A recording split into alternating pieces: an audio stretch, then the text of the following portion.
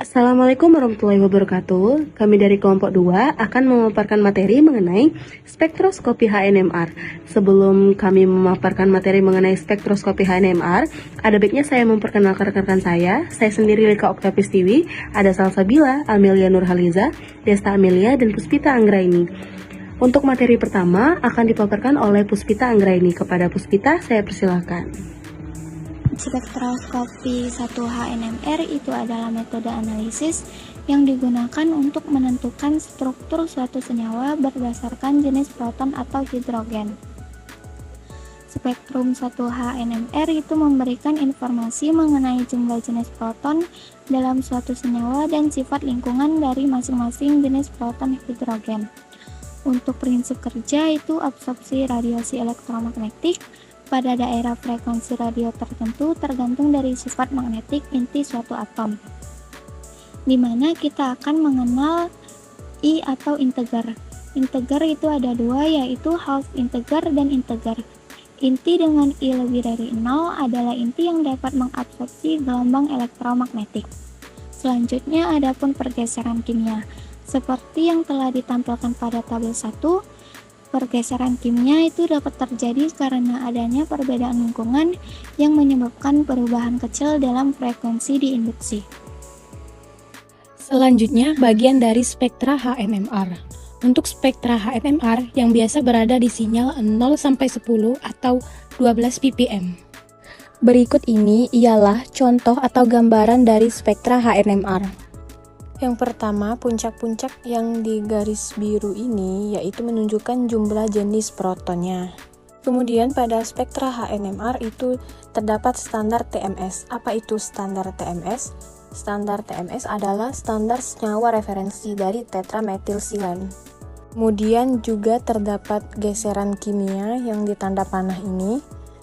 Dan juga terdapat konstanta coupling, di mana yaitu jarak antar puncak dalam multiplet. Kemudian integral ini merupakan sinyal yang muncul, dan di tanda panah ini terdapat multiplisitas, yaitu pemecahan puncak spektrumnya. Baik, selanjutnya itu pembelahan sinyal atau splitting. Splitting itu terjadi karena interaksinya dengan atom hidrogen tetangga atau bisa disebut dengan coupling, di mana coupling ini jarak antara peak satu dengan peak lainnya.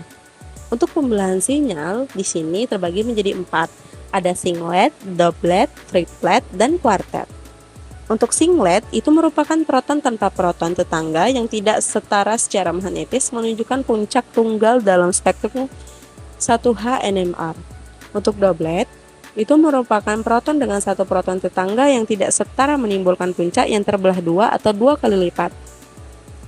Triplet merupakan proton dengan 2 proton tetangga yang tidak setara satu sama lain menimbulkan puncak yang dibagi menjadi 3. Dan yang terakhir itu quartet, proton dengan 3 proton tetangga yang tidak setara satu sama lain menimbulkan puncak yang dibagi menjadi 4. Nah, untuk singlet, doublet, triplet, quartet ini bisa teman-teman lihat gambar yang di bawah, itu merupakan contoh pembelahan sinyal dari singlet, doublet, triplet, dan quartet.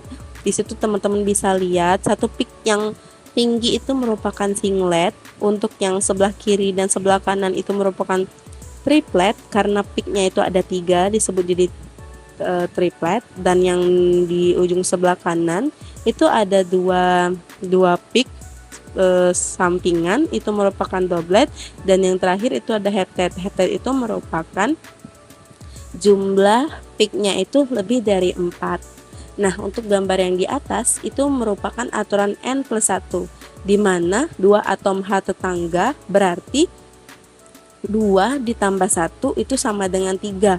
Jadi itu termasuk triplet. Jadi untuk menentukan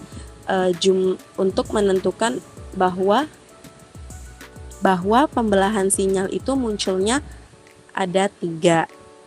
Nah, sedangkan untuk sebelahnya itu mempunyai 1 atom tetangga, berarti 1 ditambah 1 sama dengan 2, itu termasuk pembelahan sinyal doublet. Berarti jumlah peak yang ada di spektrum itu memiliki dua pembelahan sinyal.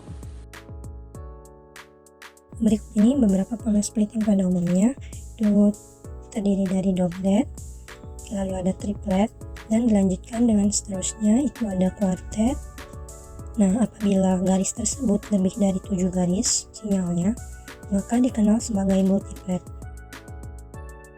Untuk pembahasan mengenai contoh soal, di sini terdapat sebuah spektra HNMR. Nah, yang mana di gambar ini terdapat ekspansi atau pelebaran peak atau puncak. Nah, yang mana ketika dilihat dengan tidak menggunakan ekspansi, itu kita akan bingung sebenarnya itu peaknya ada berapa. Nah, itulah guna dilakukannya ekspansi agar peak tersebut dapat dilihat lebih jelas. Pada peak A dalam rentang 2-2,2 itu terdapat sinyal doblet, dan pada rentang yang peak kedua itu pada rentang 5,8 sampai 6,0 itu terdapat sinyal kuartet pada senyawa 1,1 di kloroetana. Nah, bagaimana struktur senyawanya? Itu dia terdapat 2 rantai karbon, dengan rantai karbon pertama yang terikat pada 2 kloro dan 1 hidrogen, sedangkan yang karbon kedua itu terikat dengan 3 atom hidrogen.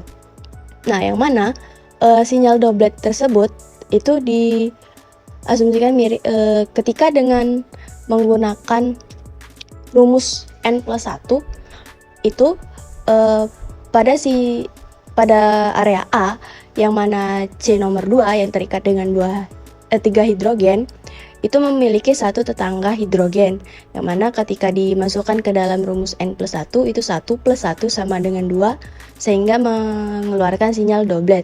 Nah, dalam spektra ini C yang terikat dengan 3 atom hidrogen itu berada pada sinyal 2,0 sampai 2,2, yang mana sinyalnya tersebut doblet. Sedangkan untuk yang kuartet itu milik dari C yang pertama ya, atau yang terikat dengan 1 atom hidrogen, yang mana C tersebut memiliki 3 atom hidrogen tetangga, yang mana ketika dimasukkan ke dalam rumus N+1 itu 3 + 1 sama dengan 4, yang mana sinyal tersebut akan mengeluarkan sinyal kuartet.